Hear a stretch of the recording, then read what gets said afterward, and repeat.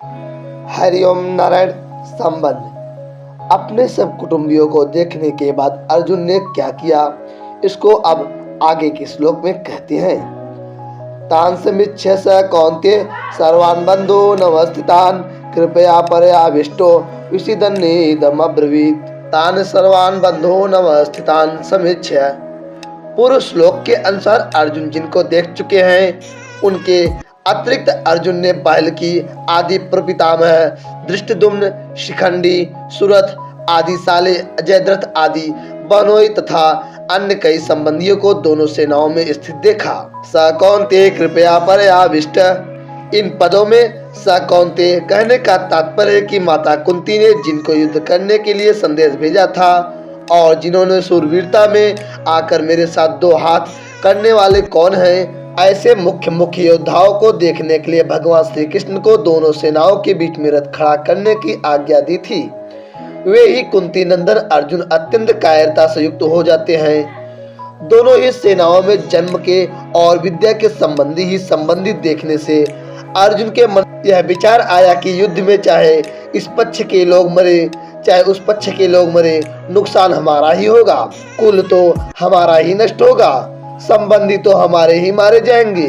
ऐसा विचार आने से अर्जुन की युद्ध की इच्छा तो मिट गई और भीतर में कायरता आ गई। इस कायरता को भगवान ने आगे दूसरे अध्याय के दूसरे तीसरे श्लोक में कसमलम तथा हृदय दौर्बल्यम कहा है और अर्जुन ने दूसरे अध्याय के 7वें श्लोक में कार्पण्य दोषोपहत स्वभाव कहकर इसको स्वीकार भी किया है। अर्जुन कायरता से अविशिष्ट हुए हैं। कृपयाविष्ट।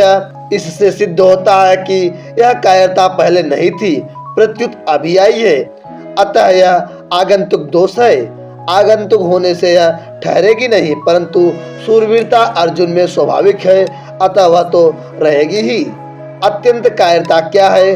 बिना किसी कारण निंदा, तिरस्कार, अपमान करने वाले, दुख देने वाले, वैर भाव रखने वाले, नाश करने की चेष्टा करने वाले दुर्योधन, दुशासन, शकुनी आदि को अपने सामने युद्ध करने के लिए खड़े देखकर भी उनको मारने का विचार न होना, उनका नाश करने का उद्योग न करना, यह अत्यंत कायरता रूप दोष है।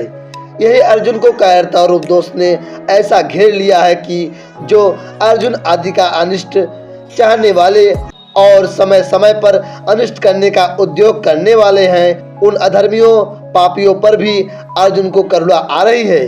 गीता पहले अध्याय का 35वां और 46वां श्लोक।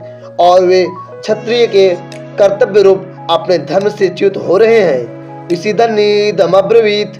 युद्ध के परिणाम में कुटुंब की, कुल की, देश की क्या दशा होगी, इसको लेकर अर्जुन बहुत दुखी हो रहे हैं और उस अवस्था में वे ये वचन बोलते हैं जिसका वर्णन आगे के श्लोकों में किया गया है।